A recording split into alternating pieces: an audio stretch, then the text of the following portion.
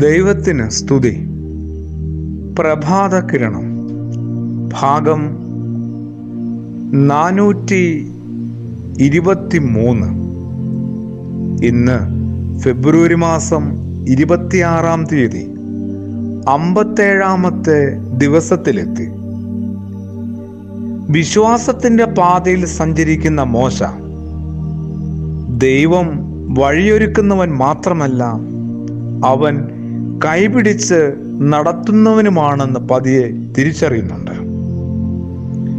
വീഴാതെ വണ്ണം നിങ്ങളെ സൂക്ഷിച്ച് തൻ്റെ മഹിമാസന്നിധിയിൽ കളങ്കമില്ലാത്തവരായി ആനന്ദത്തോടെ നിർത്താൻ ശക്തിയുള്ളവനാണ് ദൈവമെന്ന് നമ്മൾ യൂദായുടെ ലേഖനത്തിൽ വായിക്കുന്നുണ്ട്.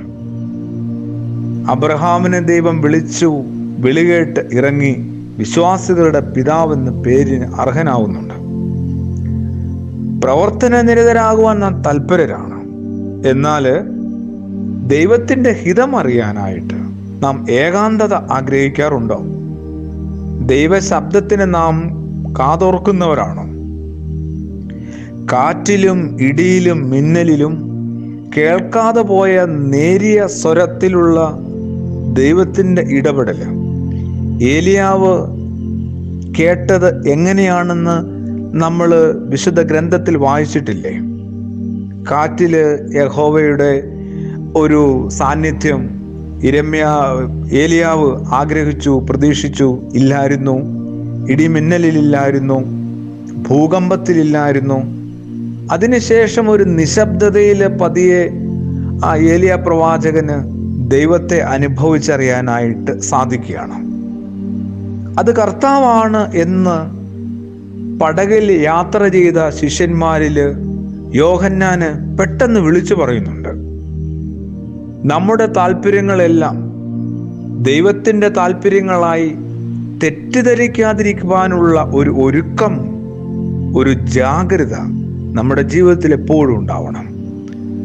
അപ്പോൾ ഓരോരുത്തരുടെയും ഉള്ളിൽ രൂപപ്പെടുന്ന താല്പര്യങ്ങളൊക്കെ ദൈവത്തിൻ്റെ ഹിതങ്ങളാണെന്ന് ഒരു തെറ്റിദ്ധാരണ വരാനും അതിനകത്ത് അകപ്പെട്ട് വലിയ അബദ്ധങ്ങളിൽ എത്താതിരിക്കാനും എന്തുമാത്രം ജാഗ്രത സൂക്ഷിക്കണം.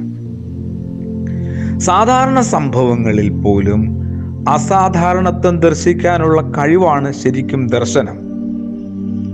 അതൊരു വലിയ സാധ്യതയാണ് നമ്മൾ ഉണർത്തുന്നത്. അതിനായിട്ടുള്ള നമ്മളുടെ സമർപ്പണമാണ് ശരിക്കും ദൈവവിളി. മോശ നമ്മെ പഠിപ്പിക്കുന്ന പാഠവും അത് തന്നെയാണ്. അനുസരിക്കുന്നവരെ ദൈവം നന്നായി ഉപയോഗിക്കുകയാണ്.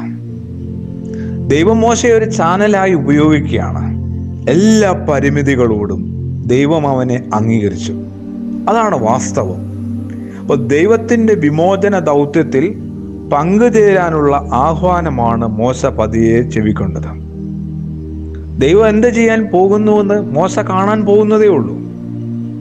ഏറ്റവും രസകരമായ കാര്യം, മോശയുടെ പദ്ധതി ഒന്നുമല്ല, ദൈവത്തിൻ്റെ പദ്ധതിയാണ് നടപ്പാകാനായിട്ട് പോകുന്നത്. ദൈവത്തിൻ്റെ പദ്ധതിയിൽ പങ്കാളികളാകാൻ ദൈവം ഓരോരുത്തരെയും വിളിക്കുന്നുണ്ട്. അതൊന്ന് ബോധ്യമാവണം. അങ്ങനെ ദൈവം തരുന്ന അവസരങ്ങളെ ഏറ്റവും ഭംഗിയായിട്ട് വിനിയോഗിക്കാനായിട്ട് നമ്മളെ തന്നെ സജ്ജരാക്കേണ്ട കാലം കൂടിയാണ്. ഒന്ന് പരിശീലിപ്പിച്ചെടുക്കേണ്ട നാളുകളാണ് നോമ്പിൻ്റെ നാളുകൾ. ഇപ്പോൾ ആയിരിക്കുന്ന കടന്നുപോകുന്ന ജീവിതത്തിലെ മുഴുവൻ സഹനങ്ങളെയും ക്ലേശങ്ങളെയും ഓർത്തുകൊണ്ട് പറയട്ടെ, പിന്നിൽ ദൈവത്തിന് എന്തൊക്കെയോ വലിയ പദ്ധതികളുണ്ടെങ്കിലോ. ഒന്ന് നിശബ്ദതയിലേക്ക് പോകാനും തമ്പുരാൻ്റെ ആ സൗമ്യമായ മന്ത്രണം കേൾക്കാനായിട്ട്, ശബ്ദം കേൾക്കാനായിട്ട് നമുക്കും ഹൃദയത്തെ ഒന്ന് ഒരുക്കിയെടുക്കാം. പ്രാർത്ഥനയോടുകൂടി. ആമേൻ.